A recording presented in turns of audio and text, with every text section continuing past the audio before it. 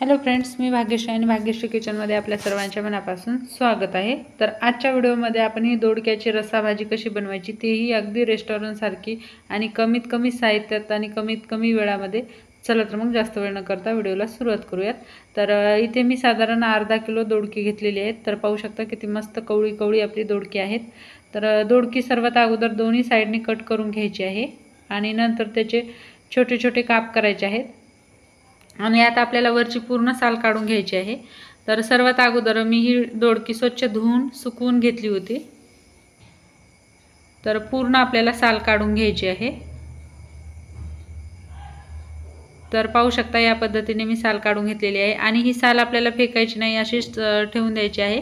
याची चटणी खूपच भन्नाट होते, ठेचा आणि साल खूप पौष्टिक असते, त्याच्यामुळे आपल्याला फेकून द्यायची नाही आणि हवं त्या साईजमध्ये तुम्ही याचे काप करू शकता।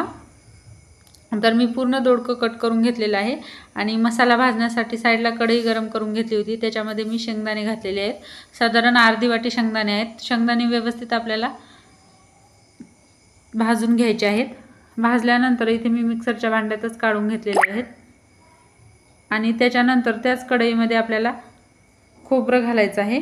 तर 2 चमच खोबरं, 2 इथे मी तमालपत्र आणि 2 साधारण 1.5 इंचाचे इथे मी दालचिनीचे तुकडे घेतलेले आहेत। याला सुद्धा व्यवस्थित आपल्याला तळून घ्यायचं आहे आणि मिक्सरला याची आपल्याला बारीक पेस्ट करायची आहे। सर्व जिन्नस एकत्रच आपल्याला मिक्सरमध्ये काढून घ्यायचं आहे आणि त्याच कढईमध्ये मी थोडंसं तेल घातलेलं आहे, मोहरी जिरं घातलेलं आहे। मोहरी जिरं व्यवस्थित तडतडलं की त्याच्यामध्ये मी इथे लसूण ठेचून घेतलेला आहे, 1 गाठा लसूण घेतलेला आहे। त्याच्यानंतर इथे मी 2 मीडियम साईजचे कांदे बारीक कट करून घेतलेले आहेत। तर लसूण व्यवस्थित लालसर भाजला की आपल्याला कांदा घालायचा आहे। कांदा सुद्धा आपल्याला लालसर तळून घ्यायचा आहे। तुम्ही बारीक चिरण्याच्या ऐवजी पेस्ट करून घेतली तरी चालेल, पण बारीक चिरलेला कांदा खूपच भन्नाट लागतो। आणि त्याच्यानंतर इथे मी 1 चम्मच लाल तिखट घेतलेला आहे, थोडंसं हळदी पावडर, अर्धा चम्मच धनिया पावडर, अर्धा चम्मच जिरा पावडर। तर हे मसाले व्यवस्थित आपल्याला मिक्स करून घ्यायचे आहेत।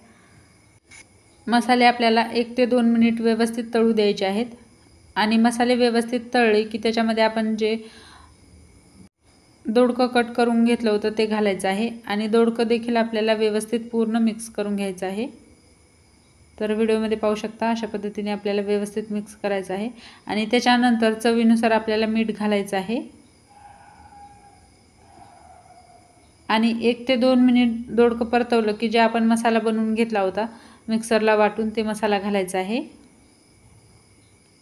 आणि मसाला देखील आपल्याला व्यवस्थित याच्यामध्ये मिक्स करून घ्यायचा आहे आणि नंतर आपल्याला याच्यामध्ये गरम पाणी घालायचं आहे।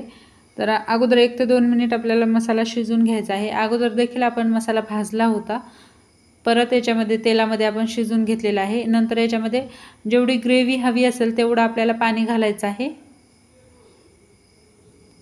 आणि पाणी घातल्यानंतर दोडकं शिजेपर्यंत आपल्याला मिडियम गॅसवर शिजून घ्यायचं आहे।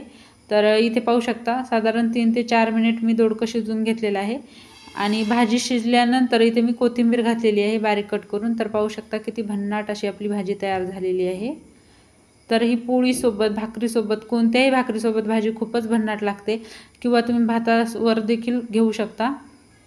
तर मग फ्रेंड्स, तुम्हाला हा व्हिडिओ कसा वाटला नक्की मला कमेंट करून कळवा। आवडला असेल तर व्हिडिओला लाईक करा, शेअर करा। लवकरच भेटूयात एका नवीन व्हिडिओमध्ये, तोपर्यंत बाय बाय।